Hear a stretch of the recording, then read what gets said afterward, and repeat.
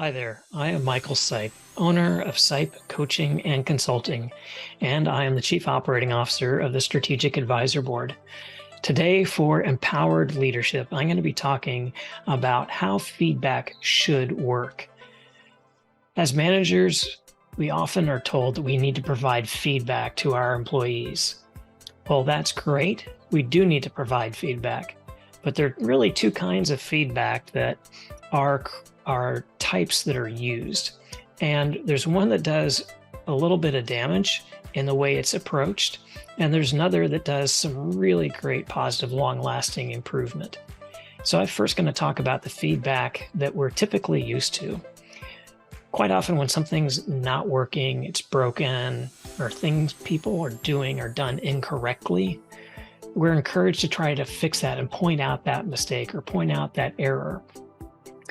Now, that's a very common, normal kind of feedback, to focus on the errors and fixing those. Makes sense, right? Well, here's something that got taken to an extreme. Netflix, as many of us know, instituted a very strong feedback policy within their organization. They required a lot of feedback. And what's interesting is they were focused on trying to fix problems, identify problems of managers, colleagues, employees. And what that did over time was it actually created sort of a negative environment. It created sort of a dysfunctional environment. And a lot of people actually left Netflix because they felt it was such a harsh environment.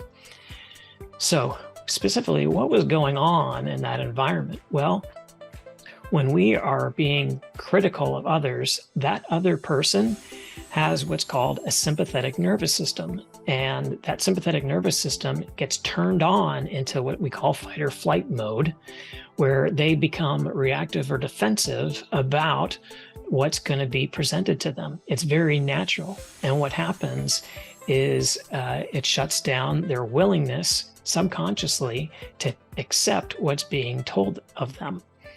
Another challenge with doing this kind of fix a problem mentality is the idea that a lot of the things that need fixing are objective. Now, sure, if a specific task, let's say a physical task, is being told how to be done, then yes, it goes from A to B to C to D. And if that's not being followed, then yeah, you would want to correct that specific task. But when it's objective,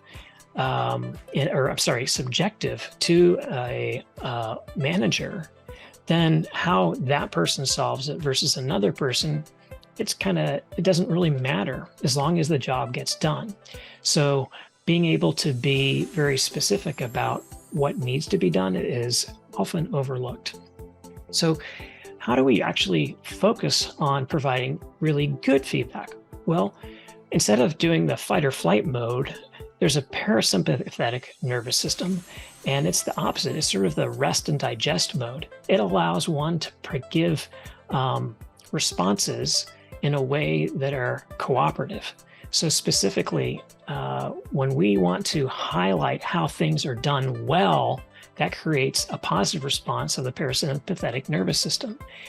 So we're specifically focusing as managers or leaders on how somebody is doing something well, a specific task that they did. Maybe they gave a presentation well, and there was a specific part where they clearly explained something.